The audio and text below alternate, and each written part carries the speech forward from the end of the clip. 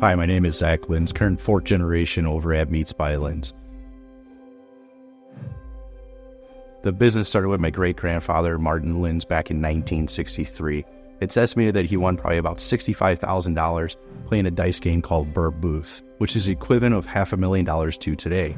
And that's how he got started with Linz Meats. My grandfather, Bob, is the one that went from the retail into the wholesale. My dad, as he calls it, retired his junior year from high school to go help my grandfather with the business and build it to where it is today. I started out when I was 12, 13 years old, going in with my father, making deliveries on Saturdays and Sundays into Chicago. Then when I was part-time, got my driver's license, would come in at midnights, set up the cut room, learn all the janitorial work, to the cut, to the packaging, warehouse, shipping, receiving, and make my own deliveries. Once I learned everything inside and out, I would come in at midnights, set up the entire cut floor, bring on my own materials, cut my own orders for Indiana. So my current position today is running the day-to-day operations throughout Meats by Linz.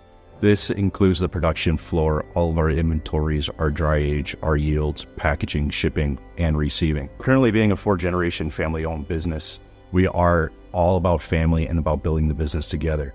Right now it is my father and myself, but I do have two younger brothers that are planning on coming up to the business, and what we could do with Tyler and Jack is going to be taking the business to the next level. The idea of Linz Heritage Angus came from my father. My father has always been about wanting to be the best and having control over every aspect. Prior, we were only able to buy commodity beef products that all of our competitors would have. In 2012, we started up Linz Heritage Angus, our USDA certified program. Started in Crown Point, Indiana with 148 acres, 10 first calf heifers. We grew this program into Byers, Oklahoma, where Blue Branch Ranch holds 1,500 head of what we call our registered Angus cattle. These registered Angus cattle are only for genetics only. These are not for harvesting. What we do with these cattle is when we have a calf, it's an ear tat that goes in, it gets pierced. We take a sample and it gets sent to the American Angus Association. And what happens there is they send us what we call our EPDs, or expected progeny differences. This is the future characteristics on how these animals are going to perform. You have from internal fat to external fat to birth weight, growth weight, even as far as docility on how that animal is going to handle.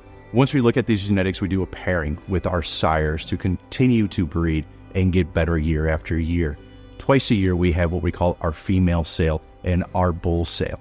Our bull sale is extremely important for us because those bulls that are being sold, it goes into what we call our commercial side. So once we sell our sires that go into the commercial side is actually the cattle that go into the harvesting facility.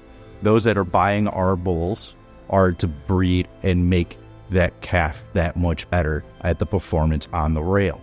So once that calf is born, we buy that calf back from the calf producer.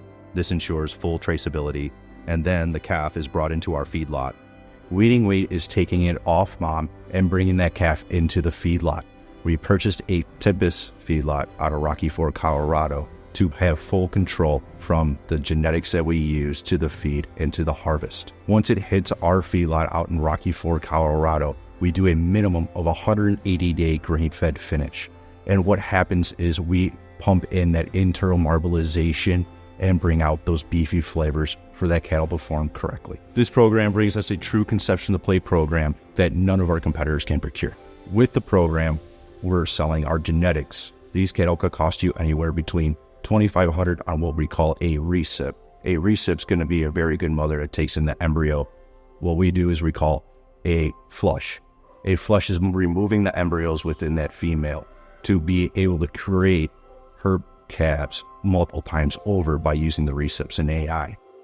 Once that cattle is ready to go into the harvesting facility, the average is between 16 to 20 months old.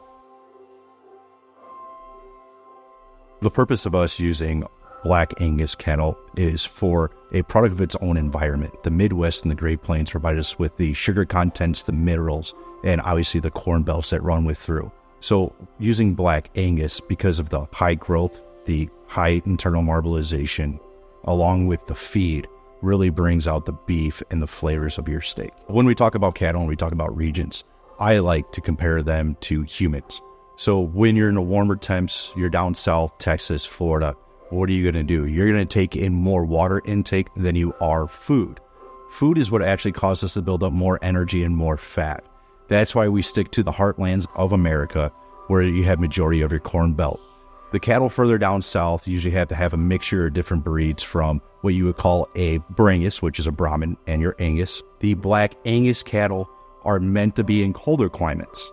Colder climates means a lot more intake of food, which builds up their energy. And what happens within this process is you're building more internal marbleization within the black Angus cattle. Grass-fed versus grain-fed. So technically every single cattle is actually grass-fed. It's just the last 180 days of that cattle's life. Once that cattle comes into our feedlot for the last 180 days of what we call that corn-fed finish, it is slowly introduced to grain and corn over a small period of time into the last 60 days, which is really push that corn and grain in.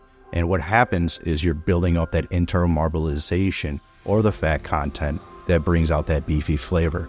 Where grass-fed is very gradual and takes twice as long and will not give you that fat or flavor content that you would expect on your steak.